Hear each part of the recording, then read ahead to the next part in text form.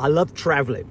And every time I see a beautiful photo on Instagram or Facebook or on some website, I can't help but imagine just being there. The sea looks so blue, framed by the white beach. Or the mountains look so appealing, capped with the white snow. Or the savannah looks so wild as the sun sets, silhouetting the elephant. It's all so good. I want to be there. The picture is just too inviting. But even better than all these is God's kingdom. In Matthew 4:23, we're told Jesus begins his ministry sharing the good news about the kingdom of God.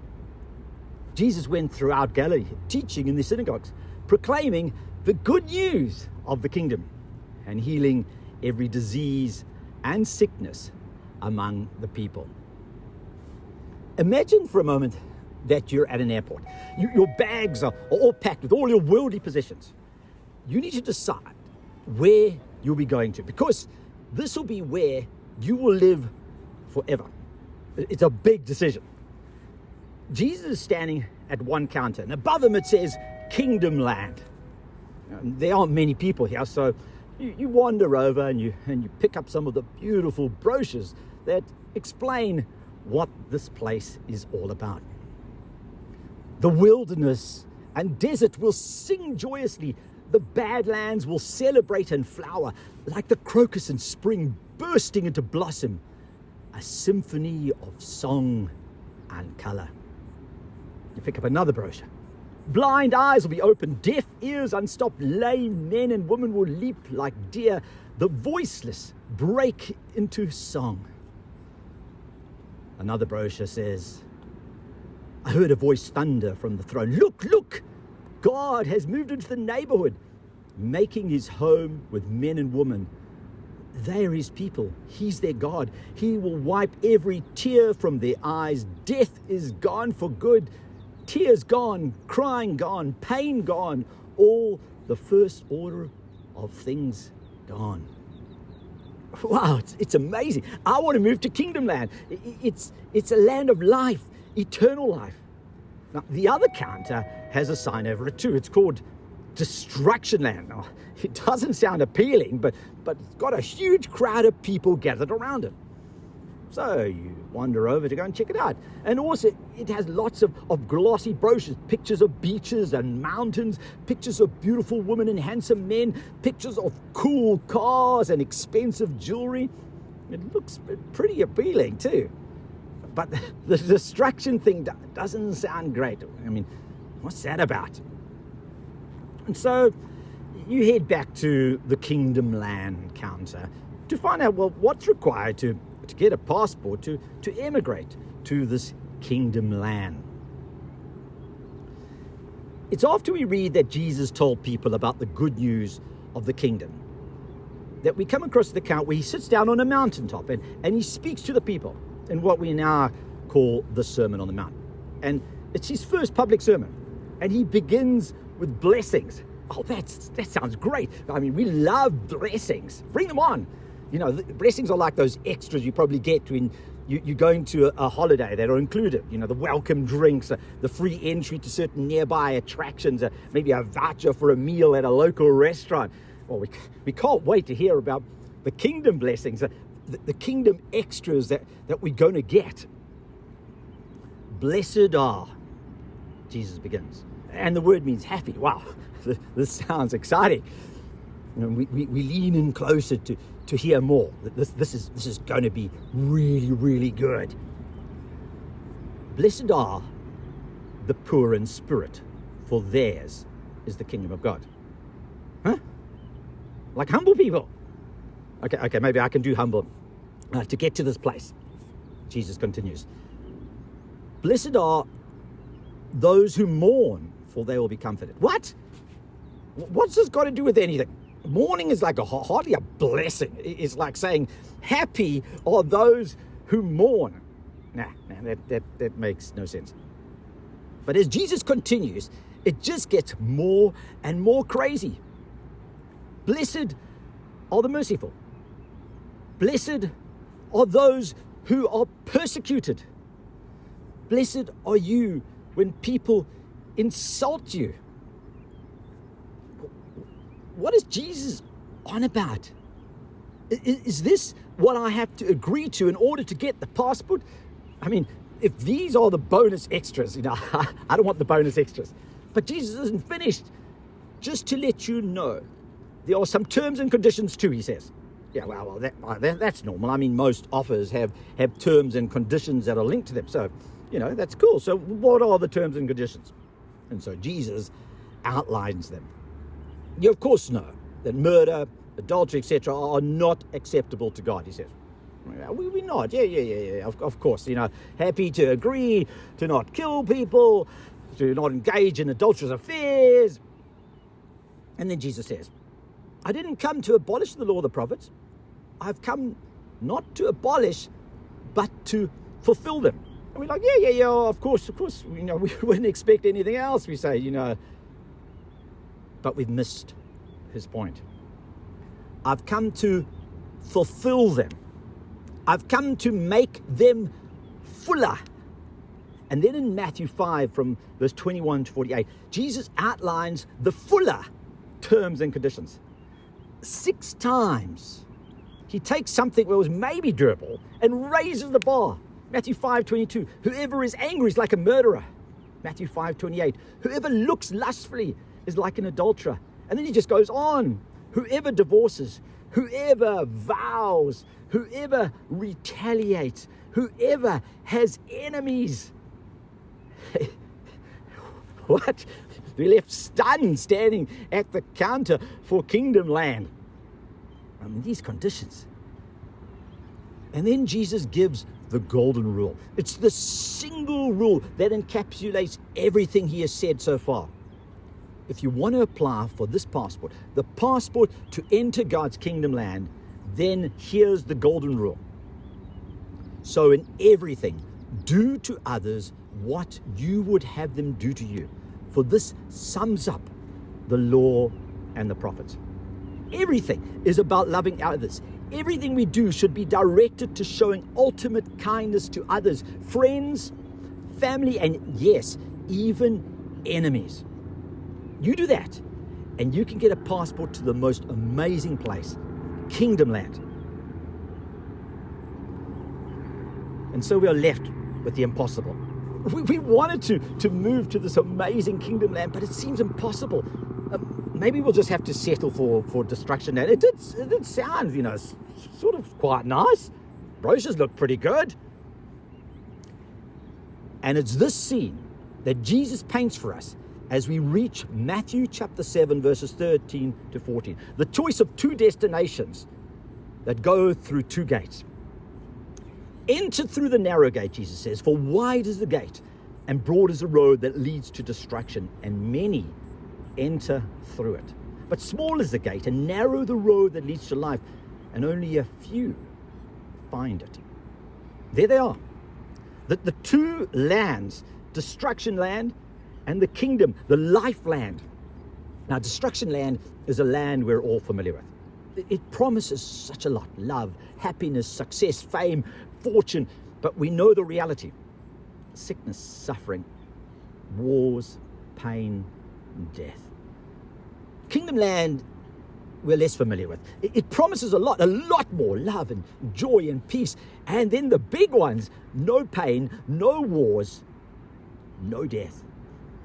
But as Jesus presents the 2 gates to us, we are left in despair.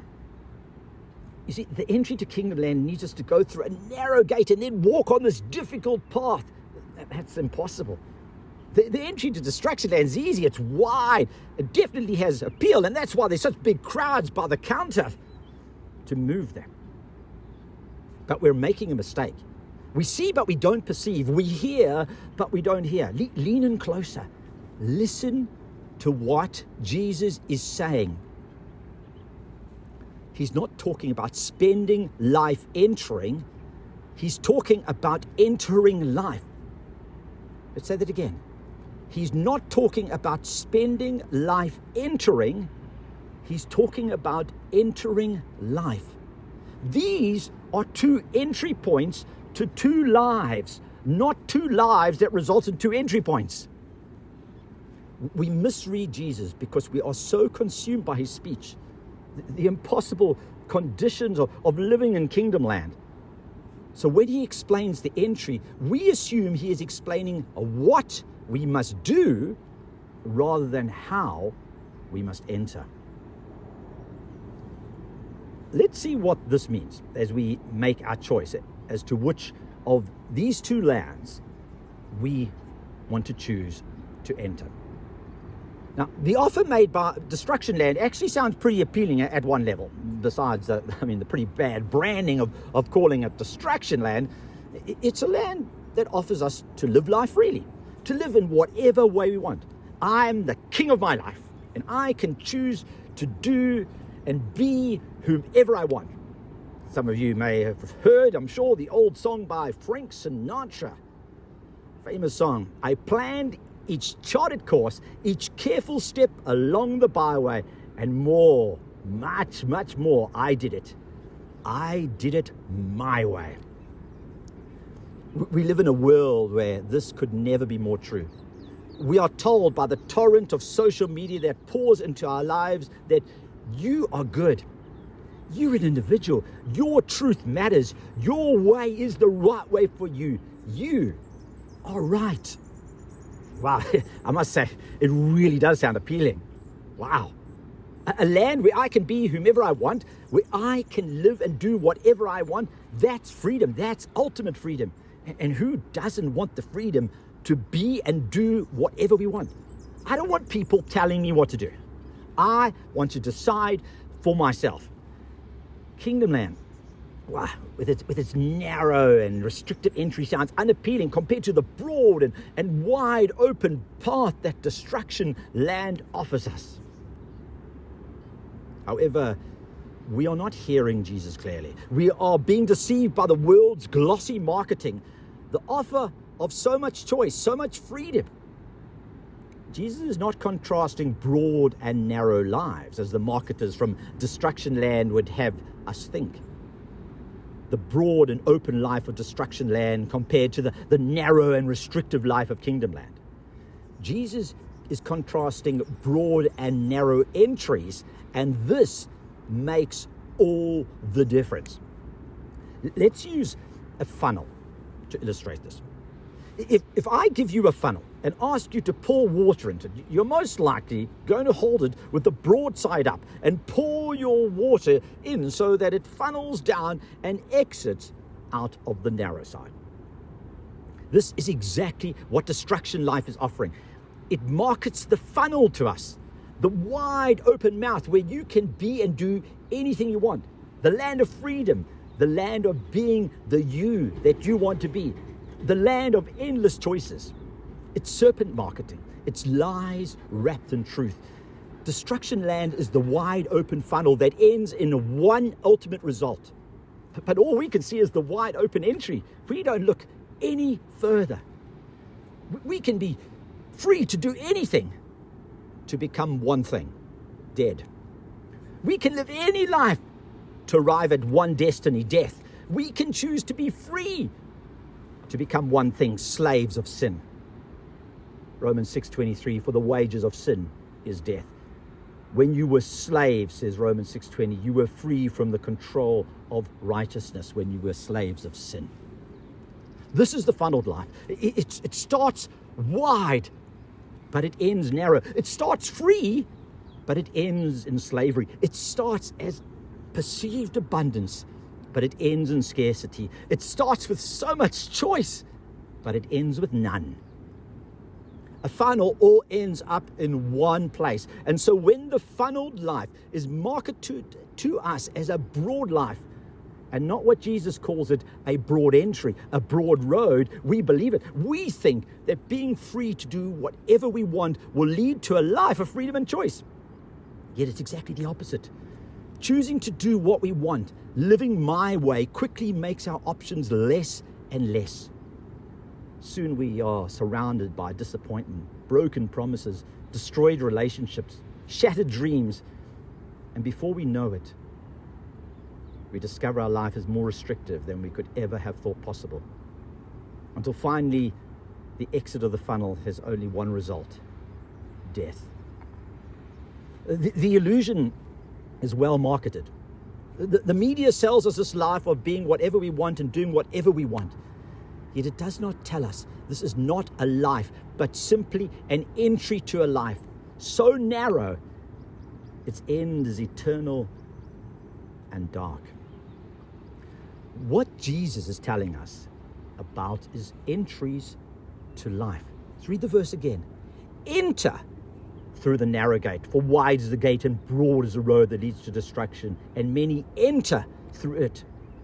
But small is the gate and narrow the road that leads to life, and only a few find it.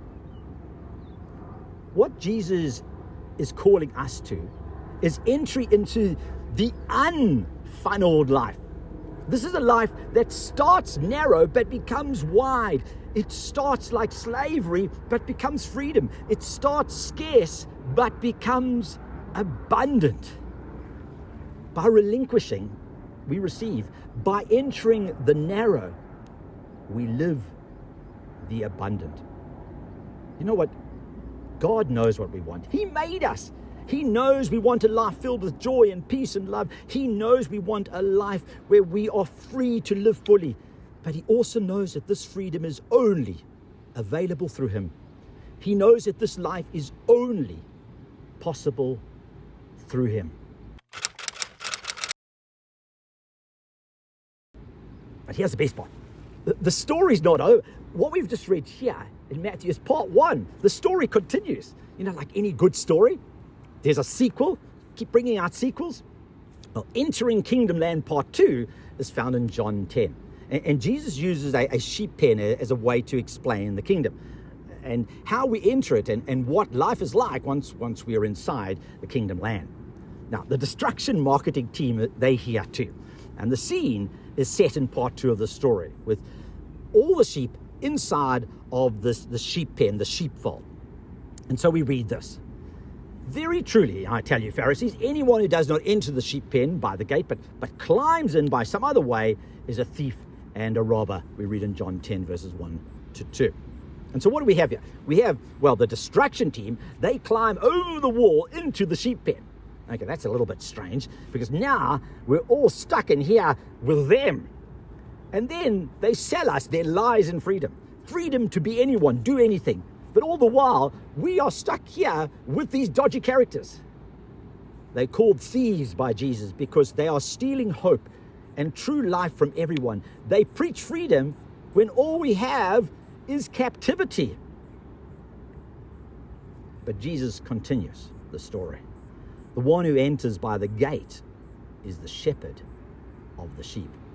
See, it's all about the entry. And there is only one entry to kingdom life, and that is through Jesus. Entry is only through the narrow gate, but Jesus tells us something else. If we listen, He will call us and take us through the gate. He calls His own sheep by name and leads them out, John 10, verse 3. Even entry through the narrow gate is not about what we do, but what Jesus has done for us. We must simply listen and respond. He will lead us. The narrow entry point is Jesus. He is the gate. It has nothing to do with us and our efforts, but everything to do with Jesus and His love. Very truly, I tell you, I am the gate for the sheep. And this is important. Remember all those difficult terms and conditions, those blessings that sounded so crazy? Well, these are all the things Jesus did. And those are all the things Jesus does through us. Of course, we can of ourselves never feel blessed when mourning or when persecuted or when insulted. Of course, we can never not guarantee to not be angry or retaliate or lust for something or someone. Of course, we can never of ourselves treat everyone like we want to be treated. But that's thinking the narrow entry is through us. We aren't the gate. Jesus is.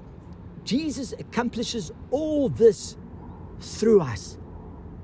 In Jesus, this life can be lived. As we read in Romans 8:37, no, in all these things we are more than conquerors through Him who loved us. There's only one entry point, There's only one way to this life, Jesus, and listening for his voice. You see, distractions entry has many paths, named James, Olivia, Robert, Emma, Charlotte, Michael, Amelia, David, Nora, William, Lily, Richard, Victoria, Joseph, Lucy, Thomas, Naomi, Charles, Claire, you, me. That's why it's called wide. It's all the people around us that we choose to follow. Life's entry is one person wide, named Jesus.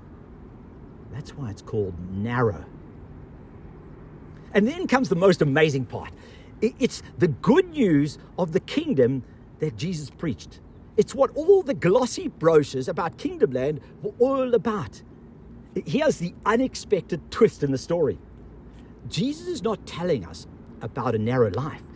He's telling us he is the narrow gate who will lead us out of the enclosure to a wide and abundant life. John 10 verse 3, the story continues. The gatekeeper opens the gate for him and the sheep listen to his voice. He calls his own sheep by name and leads them out. This is the big twist. This is the amazing offer. It's the unfunneled life. He's not offering us a narrow, hemmed-in life inside the sheep pen. That's what Distraction Land sells us as freedom. Jesus is offering to lead us out into the wide, open life of abundance. You see, this part 2 of the story, it's not the sequel, it's actually the prequel. You see, we are already in the enclosure with the wolves selling us their lives and freedom while we're all trapped. But Jesus' offer is to enter, not the enclosure, but life wide and broad, open and free through him. His entry is actually an exit into life. John 10:9, he carries on, I am the gate, whoever enters through me will be saved. And here we have it, they will come in and go out and find pasture. See what he says? They will come in through him and go out. We enter into life through him, the narrow way, and then we go out into the wide, open and abundant kingdom land. And then he ends part 2 of this epic story with the incredible, most life-changing offer possible with these words in John 10 verse 10, I have come that they may have life and have it abundantly. In life, we are all called to make one single and important choice. Who will we choose to follow? Mankind's sales pitch of freedom and happiness, or God's offer of true joy and life? You see, the deception lies in the wording. As the saying goes, the devil is in the detail. And in this case, it's very true. The devil, sin, death, hides in the detail. The offers on the table are not about the lives, but about the entries to these lives. Humankind's offer of choice and freedom, of being whatever we want, is wide and open. Yet without God, this worldview ends in one place: death, hopelessness. The very people selling this offer are stuck in the same enclosure with us with no way out. It's a life that narrows quickly as any life not built on a moral basis, not built with an accountability to a higher power, soon devolves to be all about me, all about maximizing my happiness. And before we realize it, we find only disappointment, loss, betrayal, depression. In a world that is so-called more free than ever before, we have unprecedented rates of depressions and suicides. When we look clearly, we see the marketing as an offer wide in entry, but narrow, deadly narrow in exit. God's offer is totally different. It's a narrow entry because the entry is one man wide, Jesus. We have to come to him. As Jesus said, I am the way and the truth and the life. No one comes to the Father except through me. However, we can't enter this narrow way carrying all our belongings, our pride and our unforgiving heart, our lusts. They won't fit through the door. This door requires us to let go of those things, even if just for a moment. Lay them down. Forgive those who have hurt you. Bow down in humility before God. Set your pride, your desires, your own wants aside and step through the door.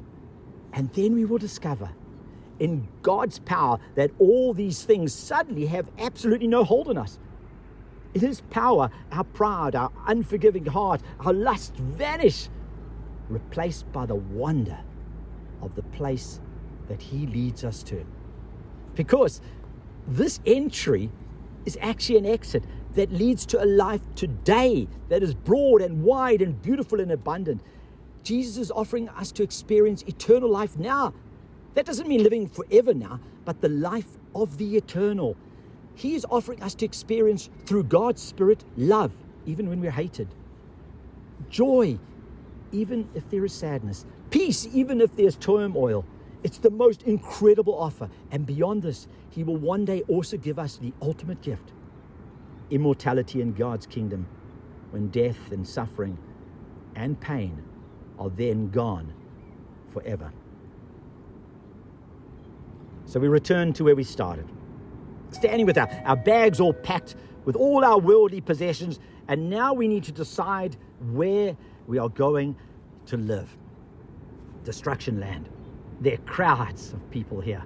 The offer of a broad and open entry of freedom into a life today of despair and slavery to sin and death in the future has seemed to draw the crowds.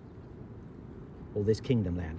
The offer of a narrow entry through Jesus, who then leads us into a broad and abundant life filled today with love and joy and peace, and in the future with eternal life. God's kingdom is built on the golden rule. Do unto others as you would have them do to you. This is a life where our motive is driven by wanting to do good for others, not self. But the irony is that this leads to a life where the result is actually best for us too. Jesus showed us in His life what this meant, even to giving His life for an undeserving world. Jesus calls us to follow His selfless example, the one-man wide path. But the best part is as we step up to the gate, committed to try our best, we discover it's not our best that will let us into this life, but His. It's not our strength that enables us to live this life. It's His. I can do all things through Him, through Jesus, who gives me strength, Philippians 4 verse 13. It's not what we do that matters. It's what Jesus does for us. He's making us the ultimate offer, a life made possible by Him, a life where there is blessing in mourning, blessing in meekness, blessing in insults, because regardless of our situation now, it's God's love, it's God's peace, it's God's joy that fills us. And these gifts are constant and sure regardless of circumstance. Now that's a place I certainly want to live. And so as we step through the gate, we go out to live in God's power, the most incredible life possible. Peace I leave with you. My peace I give you. I do not give it to you as the world gives. Do not let your hearts be troubled, and do not be afraid. I have told you this so that my joy may be in you, and that your joy may be complete. I have come that you may have life and have it abundantly. Amen.